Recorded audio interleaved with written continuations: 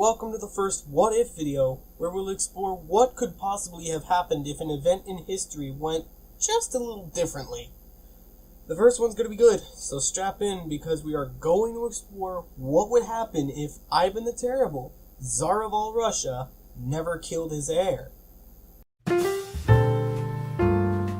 start, Ivan Ivanovich, while not a seasoned military leader, was a well-educated man, being the heir of Ivan the Terrible, of course. Furthermore, ascending to the throne after Ivan the Terrible's death would lead to a more stable Russia, both diplomatically and economically. As a result, the times of trouble and succession crises wouldn't have happened, or at least as we know it.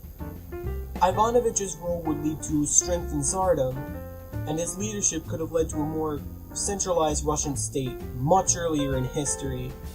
Under him, it would have resulted in more effective management of Russia's economy and potentially more territorial holdings.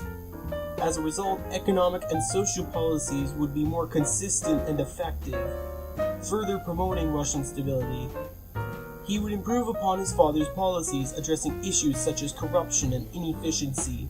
The Rurik dynasty would have continued from that point on, preventing the Romanovs from taking power. Additionally, it would change the lineage of Russian rulers. Ivanovich would have pursued different foreign policies, altering Russia's relationships in the process. Social policies would be more progressive or less chaotic, benefiting the citizens of Russia.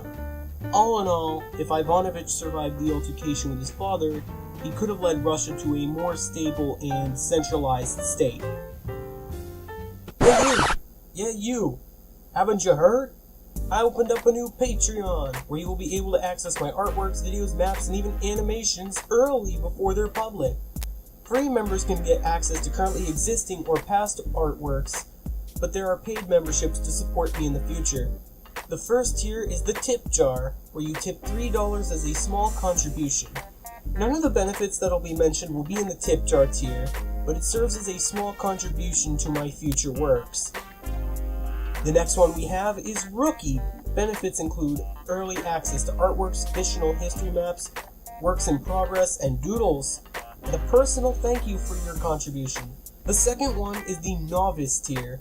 All benefits from the Rookie tier are included, but there are more. Early access to videos, works in progress of my fictional history maps, teasers for upcoming comics and reference sheets, and finally, early access to future animations. Finally, there is the Expert tier, the rank of the highest order. All previous benefits are included, plus the following: your own personal flag or profile picture, a shout out in my next video, and sneak peeks of upcoming Patreon exclusives. So if you have some money lying around, go make it useful and pick the tier you want to select. Links will be in the description.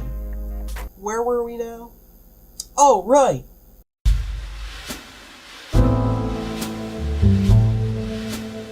So let's just say that Ivanovich survived the altercation with his father. As I've explained, Ivanovich would ascend to the throne as Ivan V after the Terrible's death. His heir to the throne, Ivan VI, would be born somewhere around 1575. One thing we need to change is Ivan the Terrible's control over Ivan V's wives. One lucky wife would finally give birth to Ivan VI. As a result, maybe the altercation never even happened to begin with. After Ivan the Terrible's death in 1584, Ivan V would ascend to the throne and lead Russia to a more centralized state with a potentially more stable military, resulting in successful campaigns in the expansion of Russian territory. His heir would follow suit when he ascended to the throne in 1604. Ivan V would die at the age of 50. Ivan VI would consolidate the power of the Tsardom, centralizing the administration more, and benefiting more of the lives of ordinary Russians.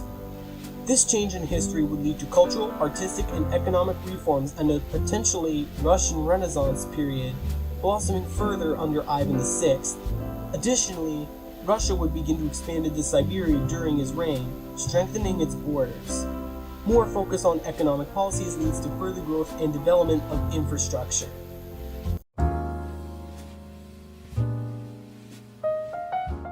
After Ivan VI dies, his son, Fyodor II, ascends to throne.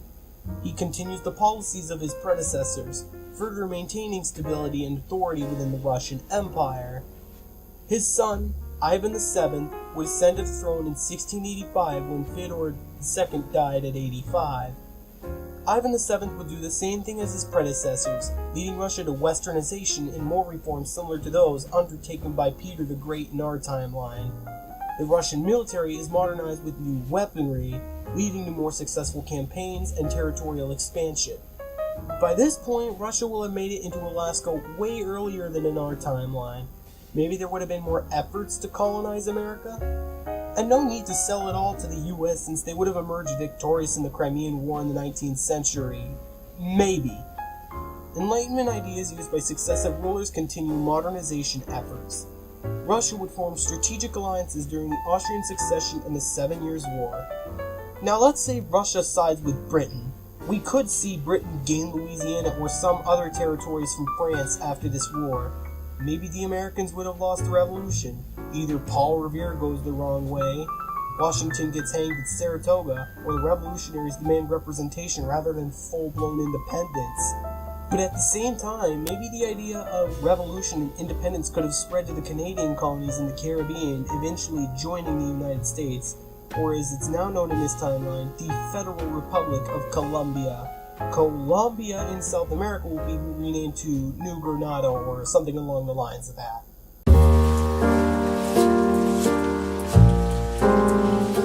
Entering the 19th century, Russia would be a major factor for beating Napoleon, gaining more of Eastern Europe after the war. The Industrial Revolution would bring more advanced technology from the West, such as factories and trains, further strengthening and urbanizing Russia. The mid-1800s would see serfdom and inequality addressed by the czars of the 19th century. Serfdom would be abolished earlier than in our timeline, leading to social upheaval and more economic modernization. Thanks to the Rurik dynasty, there are more constitutional reforms. By the 1800s to the end of the 19th century, Russia would expand its influence into Asia. Completion of major infrastructure projects such as the Trans-Siberian Railway facilitates economic integration and military mobility.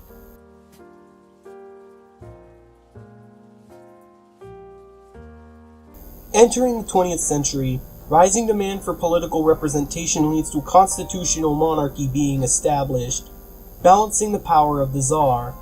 Without the Romanovs, the Soviets would have never risen to power, let alone communism or socialism combined.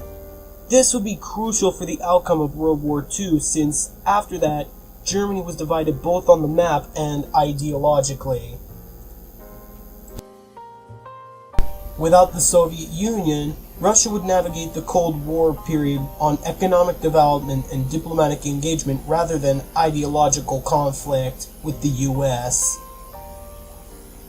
Finally, continued political reforms lead to a more democratic government and significant global influence. So all in all, if Ivan the Terrible never killed his heir, Ivan Ivanovich, well, there will be a more fortunate timeline for Russia as in ours, leading to a more stable economy, potentially more stable military, and possibly no Soviet Union, which would be huge in history leading up to that point. Anywho, I hope you enjoyed this video, and if you did, be sure to like and subscribe and hit that bell for more random videos I post on here. Woohoo! Anyways, I'll see you in the next one.